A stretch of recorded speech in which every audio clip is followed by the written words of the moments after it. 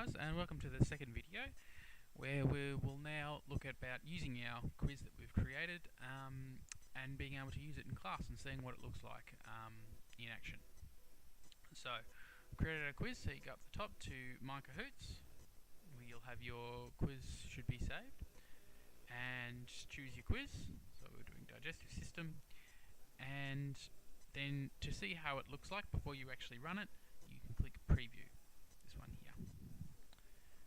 Click that, you'll see on the right, that'll be what the student sees, what they'll see on their phone, tablet or computer or device. And on here will be what's on the projector. So they need to see what is on this projector, the students, otherwise they won't see what the question is or the answers. Okay, so you'll see in a moment what the student actually sees during the question. So you need to make sure that this is on a projector or somewhere where the students can see it. So you've got a number of options in here, so you can choose if you want to have the students get points, get extra points for getting ones correct in a row, whether or not your questions and answers randomised, whether the game pin, so when I click to the next page it'll show up a pin where the students enter it in, whether or not you want that pin there the whole time in case they drop out they can come back in. The intro instructions that you write at the start, if you want them on throughout, or if you want the questions to move through automatically, or you want the teacher, you yourself want to click to the next question. I'd recommend that you leave this off, so then you can discuss questions with them if they have questions.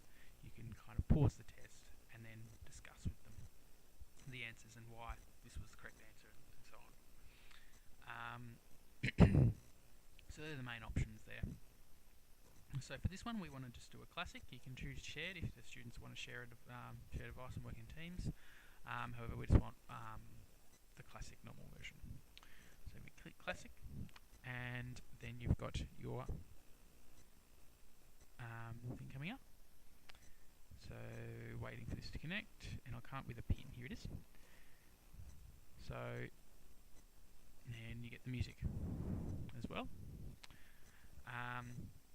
So the students will then plug this pin into their phone or tablet or device, and they go 219688. The game pin, and they hit enter, and then they can add in a nickname. So let's call Peter, and okay, go. And you'll see he comes up on here. Now, if students put on a name that you don't like or you think is inappropriate, you can simply click on your computer their name, and they're down and have to re-enter again. So they have to come back in, and then they're back in that way until you're all happy with the name. So all the students' names will come up across all the way through, and the number of players will come up on here. And when you're ready to start and everyone's joined, you then click start.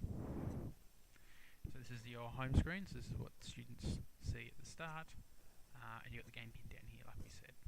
So the question comes up, how long is the elementary canal? And we've got an image, that's what comes up there, that's the time counter, and that's how many previous students have answered.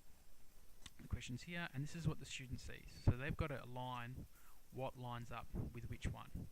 So let's just say they choose 15 metres,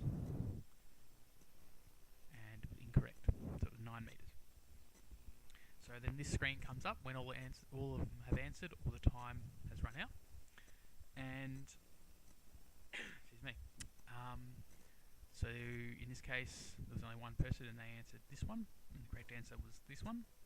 And this is why I like the teacher being able to control the speed of the text. So now they could actually explain to the class, okay, why is it 9 metres, or things like that. Be able to discuss the answers and give time to actually provide some feedback to the students about the correct answer.